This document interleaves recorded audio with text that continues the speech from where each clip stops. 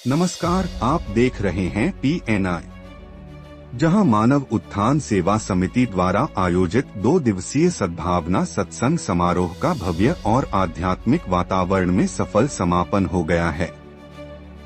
यह आयोजन गया कॉलेज खेल परिसर रामपुर गया जी में किया गया, जिसमें देश के विभिन्न हिस्सों से हजारों श्रद्धालु शामिल हुए। इस सत्संग समारोह को परम पूज्य सतपाल जी महाराज, वरिष्ठ मंत्री उत्तराखंड सरकार, ने अपने सद्भावना और ज्ञान विज्ञान से उत्प्रोत मार्मिक उद्बोधनों द्वारा संबोधित किया। कार्यक्रम में अनेक तीर्थों से पधारे संत महात्माओं के साथ साथ मानव धर्म के प्रणेता और सद्भावना के संवाहक परम पूज्य सतपाल जी महाराज, परम पूज्या माता श्री अमृता जी एवं पूज्य श्री विभू जी महाराज ने कल्याणकारी सत्संग प्रवचन किए।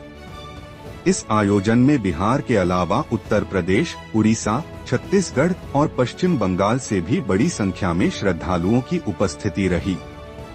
सत्संग स्थल भक्ति, शांति और मानव एकता के संदेश से गूंजता रहा। समापन अवसर पर मानव उत्थान सेवा समिति ने आयोजन को सफल बनाने में सहयोग देने वाले सभी श्रद्धालुओं, संत महात्माओं और स्वयंसेवकों के प्रति आभार व्यक्त किया।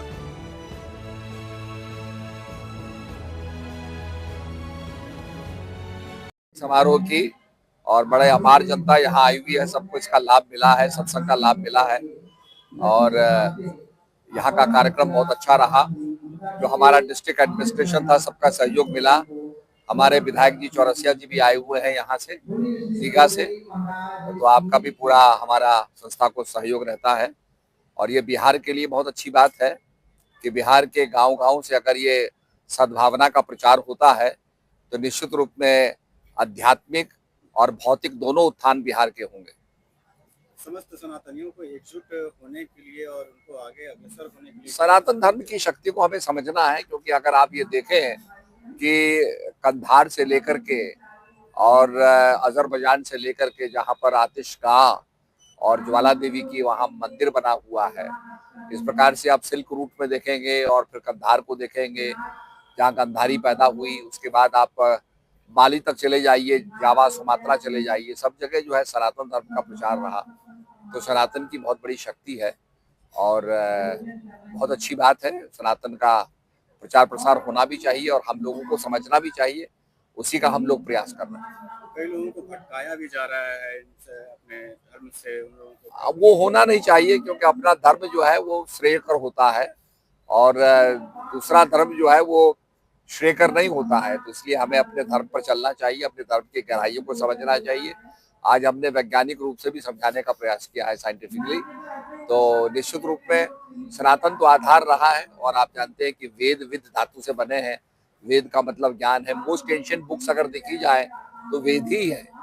तो निश्चित रूप में, और मैंने हमारे केंद्रीय मंत्री जी से भी कहा है कि आप जो उत्खनन करवाइए, आर्कियोलॉजिकल एक्सकवेशन कराइए, ताकि हड़प्पा संस्कृति, हमारी राखी गढ़ी की संस्कृति और हमारी यहाँ भी संस्कृति बड़ी प्राचीन संस्कृति है, ये सब निकल करके बाहर आए।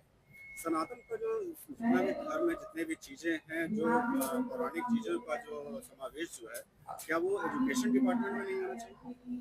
अभी तो वो टूरिज्म में है, टूरिज्म कल्चर में है। तो कल्चर में हमारे माननीय केंद्रीय मंत्री शेखावत जी बहुत अच्छा प्रयास कर रहे हैं, डिजिटाइजेशन का प्रयास कर रहे हैं। पुरानी हमारी जितनी पुस्तकें हैं उनका प्रयास कर रहे हैं। तो हमारा एक सूर्य सिद्धांत था जो यहाँ से ऑटोमन एम्पायर को गया और वहाँ पर एक ब्राह्मण को रख के ट्रांसलेट किया गया। तो बहुत सी चीजें वहाँ से उन्होंने सीखी हैं।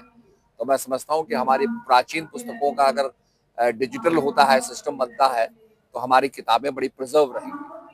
एक और क्वेश्चन पूछना, एक तरफ जहाँ मदरसा है, एक तरफ क्रिश्चियन स्कूल्स वगैरह भी हैं, वहीं एक तरफ हमारा अगर गुरुकुल जो है उसकी कमियां हैं, सब वो बहुत मतलब है ही नहीं। देखा जाए नहीं, उसका इंटीग्रेशन होना चाहिए और निश्चित रूप में सनातन जो इस देश का आधार रहा है उसके बारे में जानकारी हमको होनी चाहिए। आज हम बहुत से राजाओं बादशाहों के हम पूर्वजों को गिन लेते हैं, पर राम के पूर्वजों का हमें पता ही नहीं है। तो अल्पज्ञता नहीं होनी चाहिए, मतलब पूरा ज्ञान का प्रचार प्रसार होना चाहिए। गुरुकुल भी आना चाहिए। निश्चित रूप में आप जो कहते हैं मैं उस बात को मानता हूँ। ठीक है, बहुत कोटि सा धन्यवाद है। प्रचंड बहुमत के बाद पहला ऐसा सत्संग समागम उभे गया जी के धरती पर इतने बड़े पैमाने पर आपने देखा है, तो वास्तव में आध्यात्मिक जगत और राजनीतिक जगत के परिप्रेक्ष्य का मार्गदर्शन बिहार रहा। परम पूज्य सत्यपाल महाराज जी का केंद्र बिंदु मेरे विधानसभा में भी है और सदैव इनका स्नेह और आशीर्वाद मिलते रहता है, उससे बड़ी मतों से विजय भी मिलता है। तो स्वाभाविक रूप से आज जो आशीर्वाद और आशीर्वचन और मार्गदर्शन मिला है गया जी की धरती पर पूरे बिहार के लिए, लगातार इन्होंने कहा भी है कि बिहार के प्रत्यक्ष में प्रत्येक वर्ष सत्संग का आयोजन होंगे। तो पूरे मानव उत्थान समिति की तरफ से जो दृष्टिकोण और ध्येय और परिपूर्णता के साथ बिहार को आध्यात्मिक दृष्टिकोण देकर मार्गदर्शन दे रहे हैं, बिहार उसी रूप में आगे बढ़ने का काम करेगा। उसी के लिए बहुत बहुत शुभकामना भी है और इनके आशीर्वचन से पूरे बिहार आध्यात्मिक जगत को अपने ऊंचाइयों की ओर पहुंचने का काम करेगा।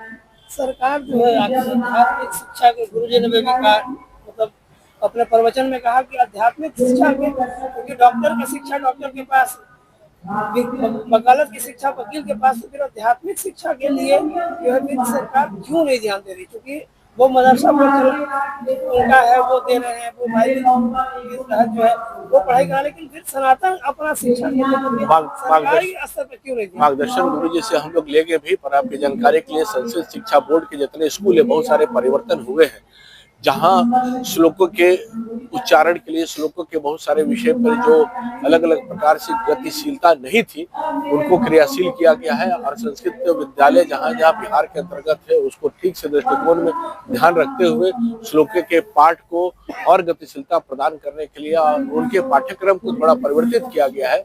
ये अपने सरकार में हुआ है और नई शिक्षा प्रणाली के अंतर्गत जो परिवर्तन हुए अखिल भारतीय परिप्रेक्ष्य में आप सबके संज्ञान में है। आने वाला समय में वैभवशाली और सांस्कृतिक विरासत की ओर जो बिहार और केंद्र ने जो ध्यान दिया है उसका एक बहुत सारा परिवर्तन आने वाले समय में आपको सनातन संस्कृति की विजय पताका जरूर दिखाई देगा।